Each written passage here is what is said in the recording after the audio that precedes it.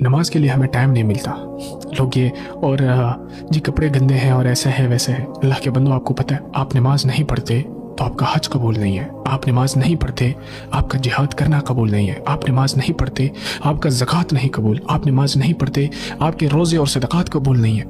آپ نماز نہیں پڑھتے آپ اللہ کے سامنے انبار اور ڈھیر سارے اعمال، اچھے اعمال لے کر جائیں، اگر اس میں نماز نہیں ہے تو ان اعمالوں کا کوئی فائدہ نہیں ہے. آج اگر مجھے پتا ہے کہ مثال کے طور پہ مجھ سے گھر میں یہ پوچھا جائے گا کہ میں جب باہر سے آؤں گا گھر کہ تم کہاں سے آ رہے ہو، تو میں یقین کریں ڈرتا ہوں کہ میں کسی غلط جگہ پر نہ جاؤں، کیونکہ گھر میں میرے سے پوچھا جائے گا. اور آپ کو پتا ہے کہ اللہ کے حقوق میں سے سب سے پہلا سوال وہ نماز کا ہونا ہے. تو پھر سوچیں کہ ہمیں اس بات کا خوف کیوں نہیں ہے، کیوں اس بات کا ڈر نہیں ہے ہمارے دلوں میں، ہم کیوں نماز کی پابندی نہیں کرتے. آپ بے شک اچھے اعمال بے حد کم لے جاؤ اللہ کے پاس اور نماز کی پابندی لے کر جاؤ اللہ کے پاس، تو پھر اللہ غفور رحیم ذات ہے کہ وہ شاید اسی نماز کی وجہ سے آپ کی مغفرت کرتے ہیں انشاءاللہ.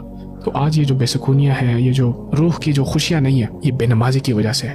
میں سمجھتا ہوں کہ یار رات کو ایک بندے کو نیند کیسے آتی ہے کہ وہ نماز نہیں پڑھ کر سوتا، وہ سکون سے کیسے سوتا ہے یار. اللہ کی قسم میری یہ بات مطلب ہضم نہیں ہوتی مجھ سے کہ نماز پڑھے بغیر آپ سوتے کیسے ہیں، آپ کو سکون کیسے آتا ہے.